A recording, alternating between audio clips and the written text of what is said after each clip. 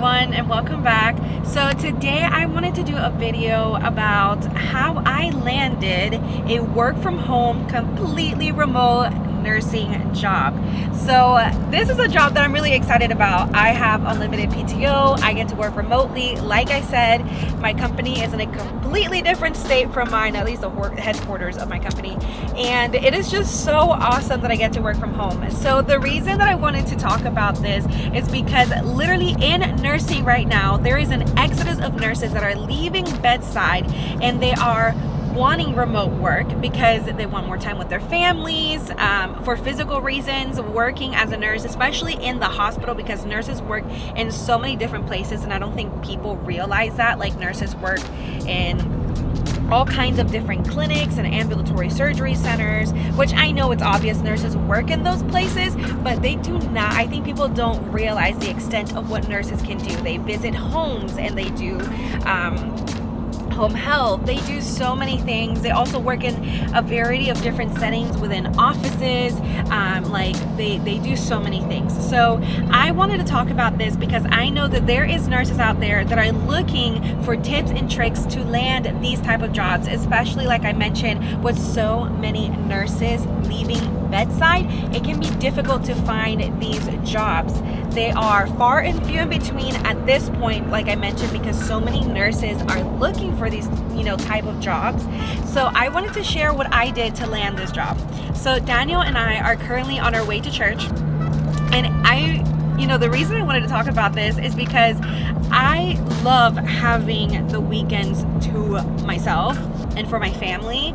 And when I worked in the hospital, I had to work every other weekend. And then to be able to go to church, I kind of made a deal with management, and I said I will work absolutely every single Saturday so that I can get my 4 weekend days in the month, just like everyone else has to work 4 weekend days with working every other weekend, so that I could go to church on Sundays. And it sucked, to be honest. Yes, I got every Sunday off, but then I also worked every Saturday. So when there was like birthday parties, when there was outings or things like that, like maybe even like going on vacation, it made it hard to find, days that they were able to give me off. And it really sucked working every Saturday, as you can imagine.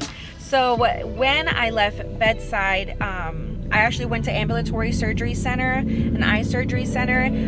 Really liked that job, but that's around the time that Daniel actually got sick. So I had to leave that job, and then just didn't work at all for 7 months, which is a huge testimony in and of itself. But then it came time where Daniel's health was improving, and I was able to go back to work. So as I started looking at different jobs and really praying about what I wanted to do, so some of those type of jobs that I found in my research were nurses who were case managers. You could be a case manager for an insurance company. You could be a case manager even for doctor's offices. I actually interviewed and got offered a job with a company that I honestly cannot remember the name of it now, because this was last year and it was months ago at this point.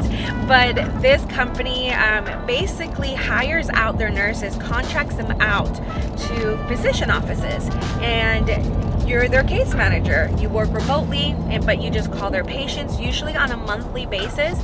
And for example, if a patient was ordered an MRI or a CT scan, or they were ordered to go see a specialist, you just follow up and you make sure that the patients are compliant and they are seeing those specialists and they are following up. And if they have issues with like their insurance, or they maybe didn't understand the instructions from the physician, you just follow up with those patients and you make sure that they're doing okay and that they're getting the care that they need, which I think is a huge area of need in our healthcare system right now. It was a really cool job. Now, I will say that job didn't pay very well.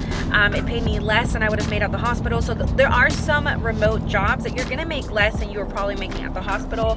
And they're also not type of jobs that you can do a whole lot of overtime with, which is one great thing about working in the hospital. Other type of jobs that I was able to apply to and stuff like that was like case management with Cigna, also utilization review. Utilization review is a huge area for remote work. And there's even hospitals, like I found in my hospital, that they had a utilization review. So utilization review is, when you're getting tests done and Cigna comes back and says the insurance didn't approve coverage for blah blah blah, it was usually a utilization review nurse that says, I don't deem this to be medically necessary. And you can appeal those decisions, but usually she will look at your records, at your medical history, and she's like, well, why are you doing an MRI? Try doing a CT scan first, or try doing an x-ray first. What they've done to me. Yeah, basically, is this something that should be utilized?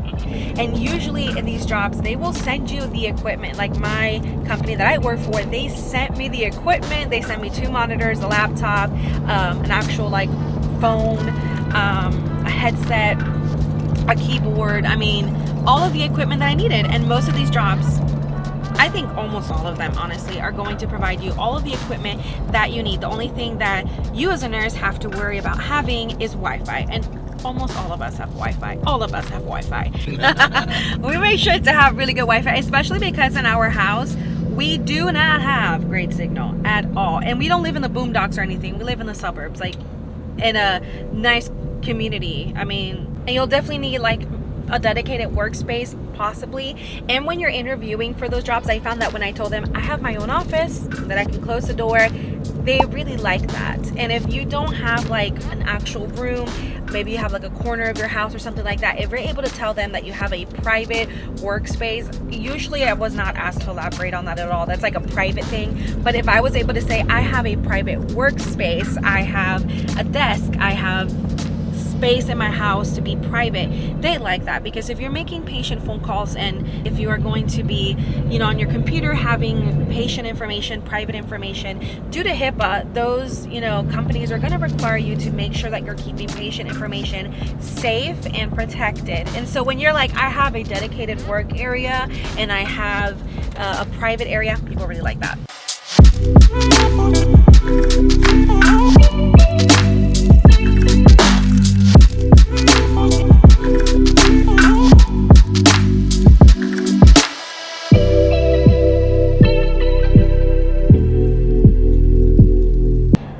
So we just left church and we did a quick stop at Walgreens because Daniel needs one of his medications that he needs to take every single time he eats, and it's like he has to take it. So funny enough, I actually was vlogging on Friday. I was gonna do like a weekend in my life, but then I ended up scratching that vlog just because I wanted to do this one. And oddly enough, I did like a whole rant on Friday about Walgreens because they keep messing up this prescription. So again, this is a medication like Daniel needs. It's not us being like dramatic about it. It's like he needs it. He struggles with his phosphorus levels because of being on dialysis, and so he has to take this with every meal. This is like a really important medication, and I kid you not, every single month they mess up this refill of medication. Like it's annoying. And then it's a specialty medication, I guess, in a sense, is what we're being told anyways. So they have to like order it, it's special ordered. And so this is why we need nurse case managers. I think this is a great segue into why remote nurses are making a big difference in the lives of patients. And just because you work remote doesn't mean that you're not going to impact patients. For example, we have an amazing case manager with Cigna. She's actually a transplant case manager. So we've been talking to her and she's been really helping us out because Daniel is going through the process of getting on the transplant list and going to be starting that process hopefully this year or next year. So it's just amazing how she has been able to help us. She doesn't just help us with the transplant process since he hasn't actually gone on the list yet, but the way that she helps us is that she has gone above and beyond to get MRIs and you know, medications. Like she's helped us to get things approved with the insurance. So she is just amazing.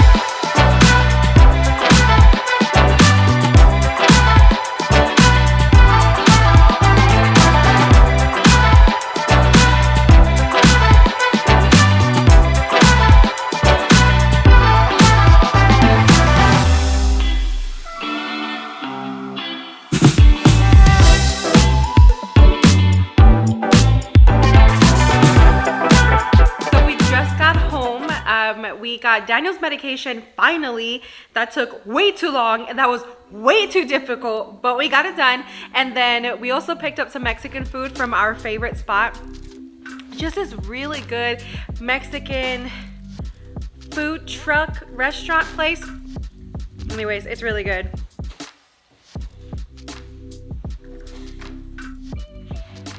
All right, so I want to just sit down with you guys and just do a quick recap of some tips and tricks that worked for me when I was trying to find remote work as a registered nurse. So the first one is that I literally went on Instagram and I typed in remote RN or remote nursing jobs because I wanted to see what actual type of jobs were out there. So I didn't really know of any nursing jobs that were remote other than utilization review. So I want to share with you some of my favorite Instagram pages that are ran by registered nurses that really helped me to find the job that I'm currently working in right now. Because I think finding, like, directly typing in the jobs that you are looking for when you're looking in Indeed.com or in ZipRecruiter, all kind of the different websites that we pretty much all use to try to find a new job.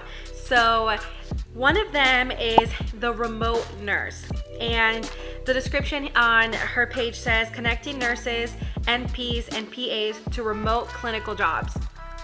So this is literally a free job board, and I will link it down below. It's a free job board that nurses can go on, and she's listing out basically all these jobs that are real-time available and they haven't hired anyone yet and that are still open. So it's really awesome because you can go on her page and just browse a remote job. Another awesome page is remote nursing. Oh, I'm sorry, it's called Nomad Nurses, and she lives in an RV, and this page is really nice because she can show you kind of real time what it's like to have a remote job. She lives in an RV and she travels. Another tip that I would have is you do have to market yourself and play into all the strengths that you have acquired by working at the bedside or working in the clinical positions that you have worked in. So for me, like I said, didn't work for 7 months, and then it was time to get back to work. And it took me 2 months of applying nonstop. Again, I wasn't working, so every day I would spend hours looking at job boards and looking at pages like the ones that I just shared with you and trying to find jobs that I was qualified for. Now, it was a little bit difficult because I didn't have any case management experience, and I think all of us who work at the bedside have some case management experience. What I think is a great tip is to play into the strengths that you have. So if you've worked on the bedside, odds are you've dealt with a case manager and that you've had to manage some difficult cases. For example, for me, I worked in med-surg, and I did end up working in a unit that was had a psych hallway, and those patients take a lot of case management. Odds are you have been exposed to case management and the critical thinking that goes along with that. So play into those strengths when you interview and when you apply for your positions. Like in your resume, you can put a description of your job responsibilities for the jobs that you had held previously. And in those descriptions, I made sure to play into the strengths that were required for this position. Yes, I had never done a utilization review, but I definitely included out in there that I had communications with utilization review nurses, that I was a charge nurse, and I was part of meetings where we were trying to figure out how to get patients discharged and try to create care plans, things like that, that are important to have an understanding of when you're doing utilization review. So another tip that I have for you is research the position that you are going to be applying for. The reason being is don't assume that you understand the position from the listing of that job and whatever website you are using. So research the company, research what this position may look like. I did a lot of research even on social media, and that's how I found these pages like the ones that I just shared with you, by researching in social media. Like, I wanted to understand what a position as a case manager, utilization review, or whatever other positions that were out there. There's a lot of like new tech startup companies that are trying to improve healthcare, and so not every position out there is going to be case management or utilization review. There are different type of really cool opportunities out there to work remotely. I also want to mention, if you are bilingual, you are so needed, not only in healthcare, but especially in remote jobs, because lots of patients who are Spanish speaking also need a nurse that speaks their own language, and that is going to put you ahead of some of the other people that you might be in line with to try to land a remote job. So if you're bilingual, play into that, include it in your resume, include it in your LinkedIn account, and don't forget to mention that, because I think that was something that really helped me to land my job. In fact, I am a Spanish speaking nurse for the program that I work for. Well, that is all that I have for you, friends. For all my nursing friends, I hope that this is helpful for you. And if it is, leave a comment down below. Let me know what kind of remote work you are looking for, or that you do have right now if you already are working remotely. And for the rest of you, I hope that these tips help, even if it's not for nursing related jobs. I think some of these tips are also really helpful if you are trying to land other type of work. Anyways, leave me a comment down below, and don't forget to like and subscribe, and I will see you in the next one. Bye.